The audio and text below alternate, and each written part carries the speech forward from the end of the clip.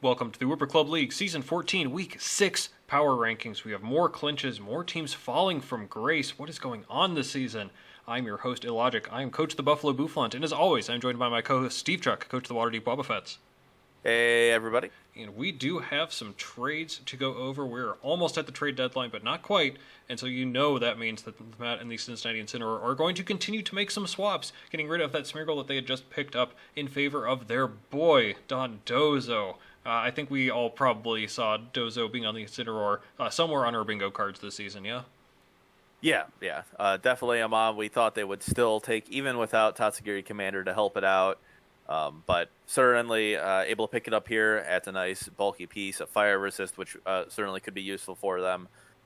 Gets rid of Smeargle. They, had it. They were able to make use of it, and, perhaps they found it wasn't exactly what they were looking for at this point. So still had time to swap it out and try something else, and that's what they did. Well, speaking of, too, they are trying to address that fire weakness, and they do so with another trade here, and this one with the Akron Agrons, the Incineroar picking up Tyranitar. We're going to go over the Tyranitar first here.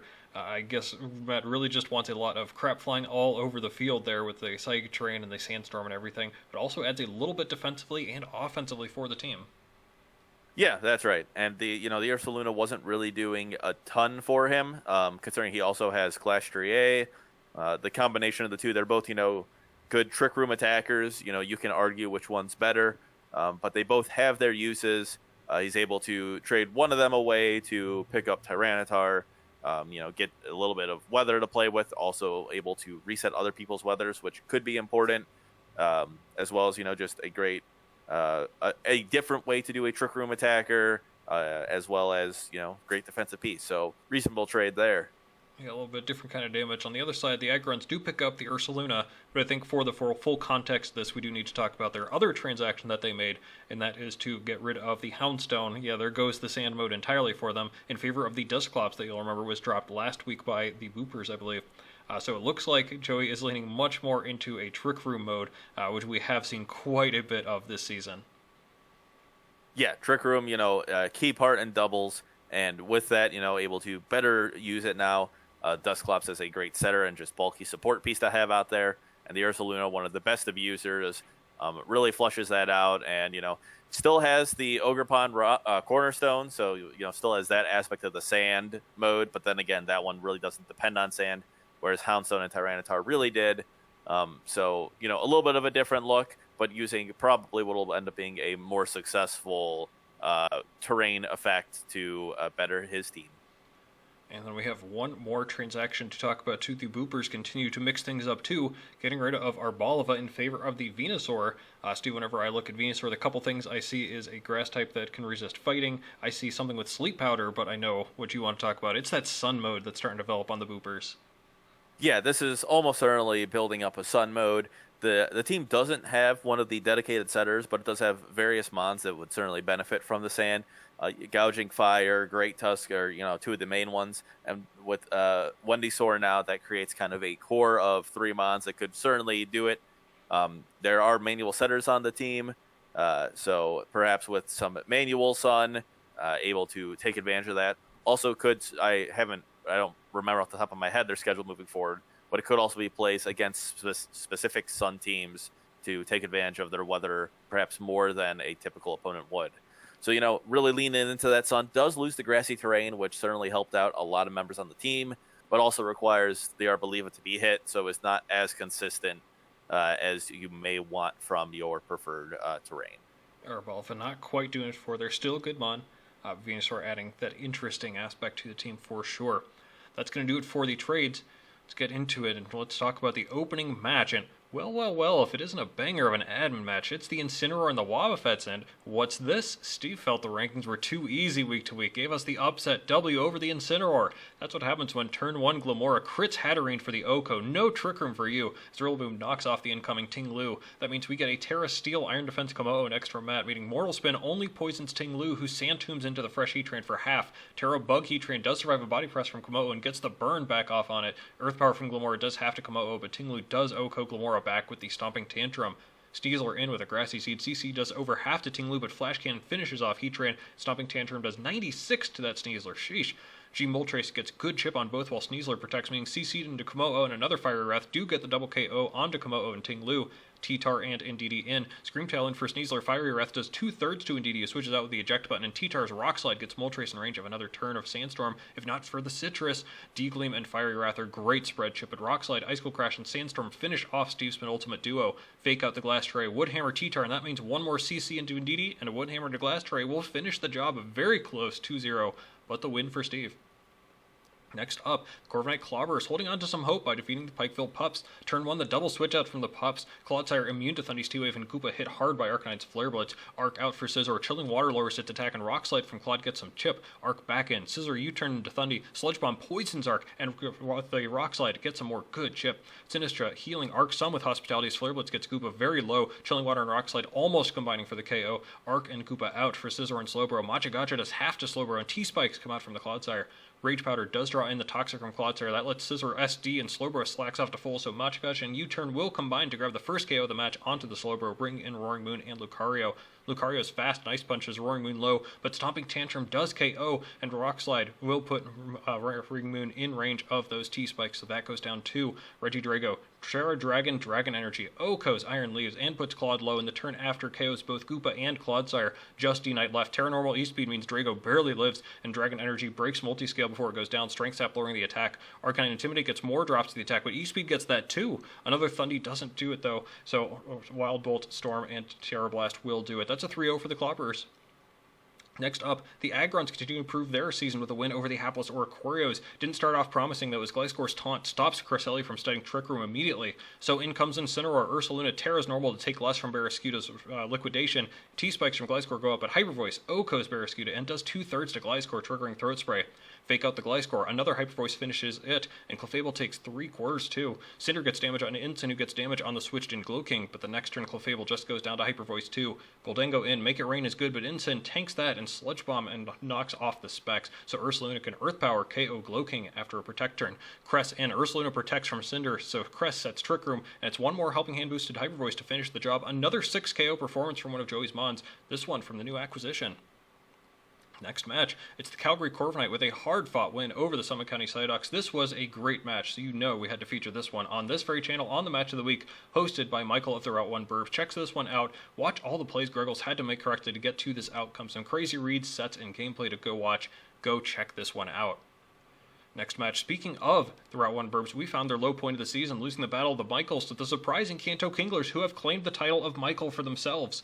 Turn 1, Weezing protects from Jolteon. Draco Meteor Latias slams Jolteon to a quarter, and Archaludon gets up rocks. Jolteon Volt Switch out. Latias with a Tailwind. Weezing slams the Grimmsnarl for half, and Archaludon brings Weezing low. King Gambit is in for free. It just tanks a Fake Out and Flash Cannon and plays to Latias. Ironhead going to KO the Grimmsnarl, but falls in return to Body Press Archaludon. The T-Spikes do go down from Weezing first.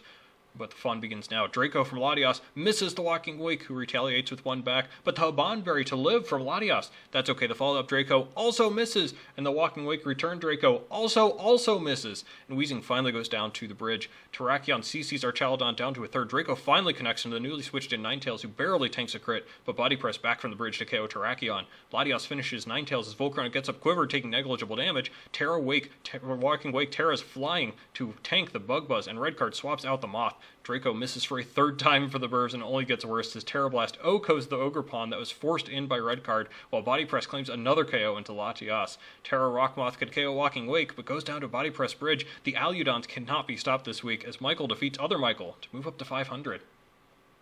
Next match, how about your Seattle Steamrollers getting on the board with a 5-0 win over the Miltanks? Darkrai swaps in to tank hits from Besharp and Tauros as Araquanid sets up Lefrect. That's means some more switching around, and Araquanid gets up the Sticky Webs too. Sandsteer Storm, double miss, you love to see that, but Raging Bull does remove Reflect and brings Vileplume dangerously low. Tauros is poisoned and Landorus toxic. Doesn't miss next turn though, finishing Vileplume and Okoing that poor Cloyster that switched in, but that's 2 Genies in. Tailwind and Sludge Bomb care not for your Stellar Terra. Goodbye Enamorous, and Darkrai's Thunder misses Torn. Shame. Bleakwind Storm connects to KO Darkrai. The follow-up Sandsteer Storm KOs Hydrapple. Araquanid survives both and gets Landorus to fall to Toxic, but one final Sucker Punch does do it for Chad. Steamrollers with their first Season 14 W. Next up, it's my Buffalo Bouffalant finally taking one of the late matches. This one is a 3-0 win over the Close Combat Club. Turn 1, the double switch into Lando and Hydreigon as Rotom goes out for Hariyama and Ursaluna to +1 with a Swords Dance. Yama fakes out the Terra Poison. Hydreigon Landorus U-turns into Diancie, which tanks the Ursaluna Ice Punch, which freezes. Unhappy with that, it's Lando back in for Diancie, Rotom back in for Hariyama. Draco slams Ursaluna to quarter, and Ice Punch brings Hydreigon to half. Ursaluna blocks Lando's attack. Tailwind up from Hydreigon and Hydro Pump misses the Hydreigon. Absolutely tragic. I know you're all crying for me. Gyarados in for Ursaluna as Hydro Pump slams Landorus to a quarter, but Hydreigon gets pumped, and a crit Draco next turn Oko's Rotom easily. Hariyama back into Fake Out Hydreigon again, this one a crit. Lando out for Electabuzz as Gyarados gets up that Dragon Dance. It and Hariyama are forcing a bind to KO Electabuzz as Hydreigon gets up another Tailwind. Ursaluna is sacked to the critting Hydreigon as Gyarados protects from Braviary. Next turn it's Hariyama's third Fake Out of the match into Hydreigon. Another crit, and that barely takes it out, and that means Gyarados can tank the Psychic from Braviary and hit that back hard with Waterfall, both flying types below 20%. Gyarados protects on the final turn of Tailwind. Hypnosis from Politoed misses, and Hariyama finishes off Braviary with Tailwind gone. Waterfall KOs Landorus, and Hariyama chips the Politoed. Diancie down to Waterfall the next turn, but the Muddy Water Politoed almost KOs both. Hariyama gets more chip though, and with one final Seed Flare, the Buffalo Bouffalant escape with their 6th straight win. Next match, Newport Noctows get back on track with their win over the Boulder is a good one to be sure. Monkey Dory with the fake out poison of Ogerpon as Meow gets up T-Spikes. It'll get up another layer as Monkey Dory barely tanks a knockoff and switches out with Parting Shot. Ninetales in for Meow as Tailwind goes up for Jugulus, who barely tanks the Weather Ball from Raging Bolt. Speaking of weather, Excadrill and Hippowdon in as Blizzard misses Hippowdon and brings Excadrill to nice HP. Meow in next turn to tank high horsepower for the dinosaur with a follow-up Helping Hand Rock Slide from Drill crits and KOs the Meow. Ninetales can come in now on Blizzard with 100% accuracy, but that earlier miss is costly as Hippo has the Yachi Berry. Both ground types survive, and Hippo's Rock Slide hits Ninetales before it goes down. Iron Hands in now, but Talon in to take the player off. Pivotal turn here. Ninetales Terra's Water, Feather Dance, and Moonblast double into the Iron Hands, but Rock Slide drops Talonflame, and Wild Charge drops the Ninetales. Suicune and Monkey Dory in. Excadrill KOs Monkey Dory, but goes down in exchange. Ogerpon gets good chip into Suicune, and Snarl Iron Jugulus lowers the special attack of the two remaining Mons, both special attackers, though they do double into Ogerpon to bring it down. Another Snarl from Jugulus putting in work. Tailwind the next turn to help Iron Hands take down Suicune. Snarl and Playoff get Raging Bolt dangerously low, but Jugulus goes down, and Iron Hands falls to the turn after to Poison, but one more Earth Power from Volcanion. On the final turn of Tailwind is all she wrote. Noctows with a 1-0. And finally, very unfortunate, but the Terrifier Heatwave perfect regular season is over. Not due to a loss, but because of a forfeit due to time constraints. They'll hand the 3-0 over to the Wooper Boopers, who do appreciate the pickup.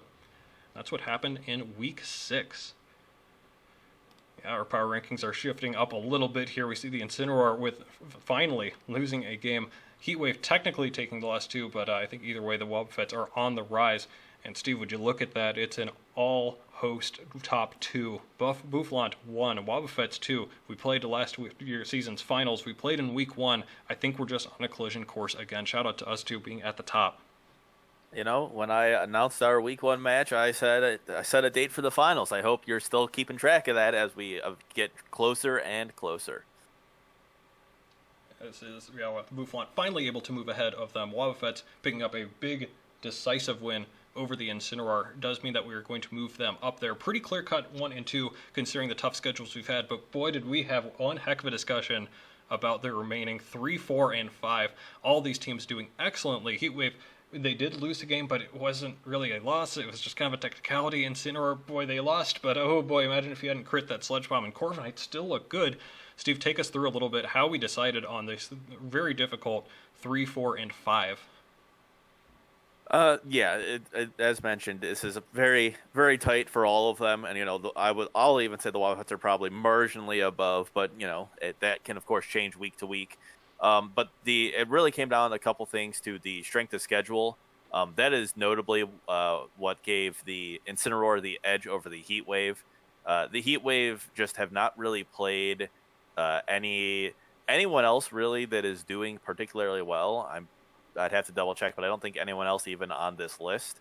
And because of that, it's hard to accurately rank them. Sure, they have, they've been doing really well against teams they've played, and that is, no fault of theirs. They were playing the schedule that they were given, and some of the, historically good teams that they were paired against that meant to be tougher matchups aren't doing well this season. That happens. But it's very hard to rank them here. The Incineroar, of course, we did feel that it would have been a tough matchup for me had I not not crit on that first turn. So that is a pretty big thing that would have dramatically changed the match and kind of gives us a reason to keep the Incineroar up as they, relatively high. We'll, move them down to 3 for now, and that can, of course, change week to week.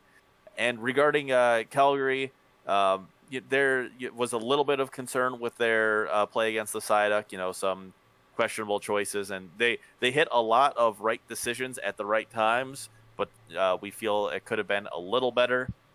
So considering the Heat Wave haven't actually lost, they just had the forfeit loss. We'll give the slight edge to the Heat Wave for now over Calgary. But, any of these teams, I would fully expect them to win moving forward and, some great games coming from them in the playoffs. Yeah, Corver Knight's getting in and out of trouble. I don't know if that's a good thing or bad. One thing we could actually agree on, the Noctowls. Finally getting another win here to stay at 6. But moving past them for now, we had the Psyducks at 7 last week, the Agrons at 8 last week. But, oh boy, the Psyducks lost, the Agrons won, and they're still on this side of each other. We talked about this extensively, but I think we do still have some more confidence in the Psyducks than the Agrons. Yeah, the Psyducks have played some of 3 of these other top teams here. They have lost all of them, but they were all close, good games, and that's given us a lot more confidence. The Agrons haven't played similar to the Heatwave, just haven't played tough opponents. They picked up some losses to the Boopers and the Pups, and that kind of shaked our confidence a little bit. And the Agrons, similarly to the Heatwave, are getting really good wins against some of these lower ranked teams. But we just feel a little more confident in the Psyducks overall. Hopefully in the next couple weeks, we'll get some matchups, between some of these teams and other top teams to give us a little bit of a better defined rankings going into the playoffs. Yeah, just a little more confidence in the Psyducks. The schedule for the Agrons, you can only play what you're given, though. And with what they're given, as we move on to the standings themselves, they've actually done quite well on differential here, actually tied for the second best differential despite being down at 6. What I want to talk about, a couple things here. Shout out to my Bouffalant, still remaining undefeated up there at the top. We also have 2 more teams joining the playoff party. The Corviknights and the Wobbuffets, with their wins, do clinch playoff spots here with their 5th win each. Man, boy, does it feel just wrong that we have our top 5 teams here, all 5-1 or 6-0. 2 of them have to play each other in the first round. This could be an absolutely brutal first round. Not to mention, you have some teams like the Noctowls down there who are historically very good in the playoffs. This could be a brutal first round for some teams that had very good regular seasons. But Steve, what I really want to hear from you is we have a couple new teams down here at the bottom, the Boopers, and shout out to the Kinglers, making their way up to 10. As of right now, they'd be in the playoffs. Our concern last week was who will make the playoffs, not in terms of team, but in terms of record. It was actually looking kind of likely that 5-3 might be the cutoff, but I think some matches went the other way here, such that 4-4 may be more likely. What are we looking at situationally here that would cause the 4-4 teams to make it, or the 5-3 teams to be the cutoff? Yeah, so the key here is really what that 8th place team is. So right now we can see that there are 3 teams that the 6th, 7th, and 8th ranked team currently do not have their 5th win, so there's 3 possibilities there. So in 2 of the 3 of the Agrons lose out, the Noctowls lose out, or any of the Psyducks, Boopers, or Kinglers each of them lose at least 1, there'll be enough teams at 4-4 such that the 8th highest is 4-4. It seems reasonably likely. Another benefit to it is the Psyducks and Kinglers do play each other in week 8. So at most, one of them can win. So a lot of help here. Definitely going to need some help though. It seems the Agrons and Noctowls do seem to be doing pretty good, and they have some reasonable matches ahead of them, such that it is quite possible that they get to 5-3. But it's just a real question of that 8th team, especially if they're able to get up to that 4-4 record. But 4-4 definitely is very alive at this point. Definitely try and get there if you're, worried about your spot. It seems reasonably likely that you'll be able to make it at 4-4. Shout out to some 2-4 teams trying to keep their hopes alive. Speaking of, we're going to finish off Week 6 by talking about Week 7 schedule. Oh boy, Steve, there are quite a few matches to talk about. I'll let you go first. What stands out to you for Week 7? Yeah, I'll highlight a couple of matches between teams with comparable records. Notably, starting off here with the Noctowls and Heatwave. This is going to be a huge match. We were just mentioning how the Heatwave haven't gone up against any good teams. the Noctowls outside of the top 5 right now, but still, in our power rankings and definitely a historically strong team. Really excited to see how the Heat Wave match up to them and kind of get their chance to prove it, as well as the Noctowls' chance to get back in the conversation for the season. That we've kind of been disregarding them for a little bit since their loss to the Clobbers and then to yourself. But a win here against the Heat Wave will be very big for them and may change our minds on the Noctowls for the season. The other match I'll highlight then is a match between two of the 2 and 4 teams, the Close Combat Club and the Mighty Miltanks. Both of these teams currently at 2 and 4, needing to win out. So this, is an elimination match between the two teams. One of them will still have a chance, while the other will be eliminated at this point. So, we're getting some nice marquee matches like that, and really excited to see how that match goes for them. Of course, the winner of that match will still need some help, and that kind of leads to my 3 matches I'm pointing out here. You may have noticed we have 3 teams at 3 and 3, the Wooper Boopers, the Summit County Psyducks, and the Kanto Kinglers. And look at that, who are they playing? The Buffalo Bouffalant, the Waterdeep Wobbuffets, and the Cincinnati Incineroar. That is numbers 1, 2, and 3 in our power rankings versus the 8, 9, and 10 seeded teams currently. That is a pretty tough slate of games for those 3 coaches. Again, you would want one of them to win out in order to gatekeep out the 4 and 4 teams, but with this kind of schedule, that looks very difficult. But that means we do have to keep our eyes on that. If one of those can get a real big win here, up to 4 wins, that could potentially clinch them right then and there, depending on how everybody else around them is doing, and would really shake up the power rankings against one of the top teams tier 2. Wonder how much we're still playing for. I've still got an undefeated season I'm playing for. The Incineroar are still getting used to some of their more roster moves that they've got going on. But I do wonder if there could be a shakeup and potentially get some clinches there at the bottom in some really big games. That's going to do it for us. Only 2 weeks left of the regular season. Again, we're trying to get to 5 wins. Maybe 4 will be enough. We're going to see who gets there. Maybe some more next time. And otherwise, we'll be breaking down the full playoff picture as we go over week 7. We'll see you right back here.